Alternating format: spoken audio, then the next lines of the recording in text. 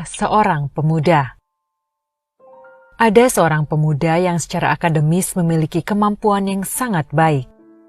Dia melamar untuk posisi manajer di sebuah perusahaan besar. Setelah beberapa tahap, akhirnya ia diwawancarai sendiri oleh sang direktur perusahaan. Direktur mulai mengajukan beberapa pertanyaan dan dijawab dengan memuaskan oleh si pemuda. Akhirnya, direktur bertanya, apakah Anda pernah mendapatkan beasiswa di sekolah atau perguruan tinggi? Tidak, Pak. Saya tidak pernah mendapatkan beasiswa. Apakah ayah Anda membiayai sekolah Anda? Ayah saya meninggal ketika saya masih kecil.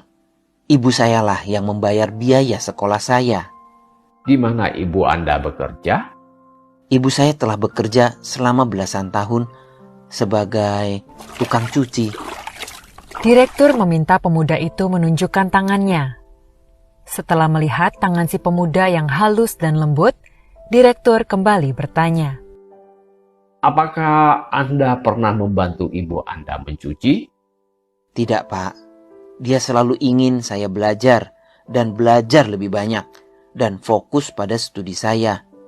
Selain itu, dia bisa mencuci baju lebih cepat daripada saya. Direktur menganggukkan kepalanya. Ia lalu meminta si pemuda sebuah permintaan aneh.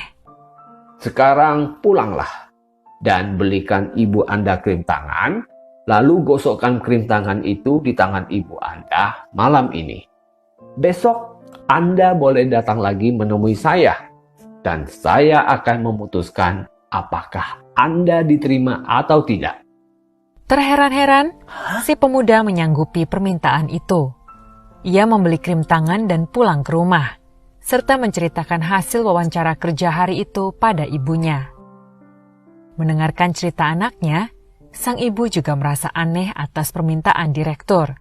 Tapi, ia merasa bahagia melihat semangat dan senyuman di wajah putranya. Ia lalu membiarkan putranya mengolesi tangannya dengan krim tangan. Pemuda itu mulai melakukan apa yang diperintahkan oleh direktur. Ketika ia perlahan-lahan mengolesi dan memperhatikan tangan ibunya, air matanya mulai menetes. Tangan ibunya sangat kasar, penuh keriput, bekas luka, dan memar akibat gerusan sabun cuci, air, dan pakaian yang ia cuci. Saat itulah pemuda itu pertama kalinya menyadari betapa besar pengorbanan ibunya setiap hari untuk membayar biaya sekolahnya. Keesokan harinya, ia pergi ke kantor direktur dengan mata sembab. Direktur pun bertanya, coba ceritakan apa yang Anda lakukan kemarin. Saya mengoleskan krim di tangan ibu, lalu saya menggantikannya mencuci baju, Pak. Boleh. Saya tahu.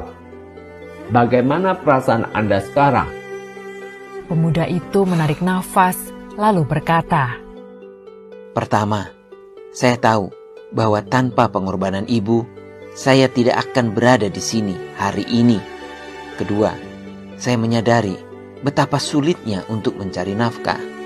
Ketiga, kini saya sudah belajar bagaimana menghargai pentingnya keluarga.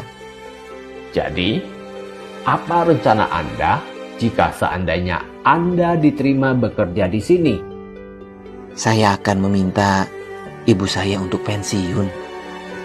Setelah mendengar jawaban si pemuda, direktur berkata, ini adalah yang saya inginkan dari manajer-manajer saya.